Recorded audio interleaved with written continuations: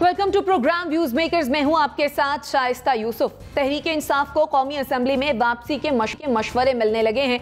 तहरीक इंसाफ की core committee का इजलास हुआ तो उसमें भी कुछ पार्टी रहनुमाओं ने कौमी असेंबली में वापस जाने का मशवरा दिया और कहा कि मैदान खाली छोड़ने से हुकूमत को फायदा हो रहा है।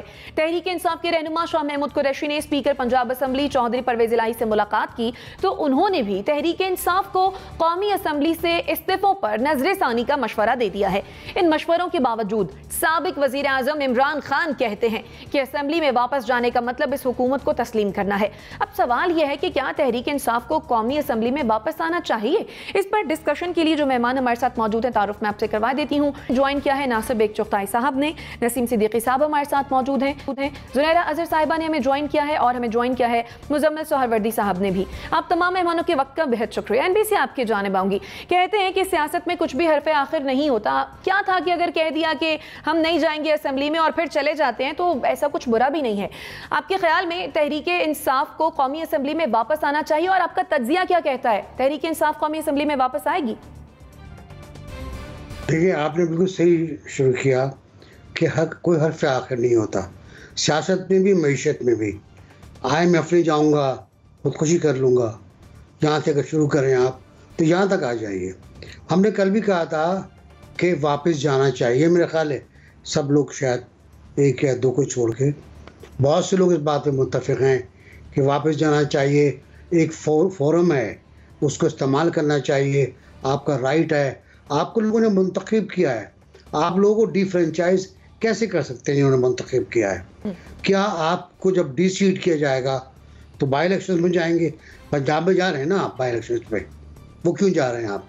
अब सूरत हाल जो है वो ये है कि पीटीआई में कल भी मैंने अर्ज़ किया था कि 2-3 ग्रुप हैं जो एक तो कहता है जी वापस चलें, हो चुका बस शौक़ हिजरत, अब चलो वापस चलो, तो वापस चलें। और दूसरा कहता है नहीं रहने दें, बाहर बैठे रहें, अंदर न जाएं।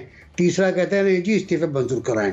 और लेकिन प्राइम मिनिस्टर, साबिक प्राइम मिनिस्टर कहते हैं इमरान खान साहब कि अब जाने की ज़रूरत नहीं है, ना तस्दीक कराने की ज़रूरत है, हमने इस्तीफ़े दे दिए, जलसों में दे दिए, पार्लियामेंट में दे दिए। लेकिन ये ज़रा खिलाफ है हकीकत बात है।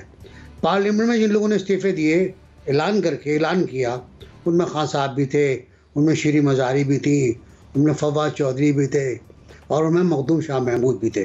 तो इन 4-5 के इस्तीफ़े तो कन्फर्म मतलब मंजूर होने हैं, क्योंकि ये इन्होंने अपना इंटेंशन स्पीकर के सामने नहीं, हाउस के सामने बयान कर दिया। अब बाकियों को जो SOPs हैं कौमी असम्बली के, अयाज सादिक साहब ने बनवाए थे जब उन्होंने पहली बार इस्तीफे दिए थे और वापस गए थे अंदर, तो वही SOPs हैं, वो जिन पर अमल हो रहा है और हर फर्द को आना पड़ेगा कि जी मेरा इस्तीफ़ा है। और अगर हाथ का लिखा हुआ नहीं है तो फिर तो लाजमी आना पड़ेगा। दूसरी बात ये कि मैं ये कह रहा था कि परवेज इलाही पर ज़्यादा यकीन ना कर रहने थे उनको। अब उनकी सियासत अजीब व गरीब हो गई है। मखदूम शाह महमूद उनके पास गए हैं और वहाँ बात हुई है कायदे हिज़्ब इख्तिलाफ की पंजाब असम्बली में, किसको करना है, उस्मान बुज़दार को करना है या किसी और को करना है। तो ये बातें चल रही हैं। अब गवर्नर पंजाब भी आ गया है और बहुत ही कॉन्स्टिट्यूशनल आया, पहला बंदा है जो बाकायदा आईनी तौर पर आया है। प्रेसिडेंट ने जिसको कहा है कि जी आप हल्फ ले लें।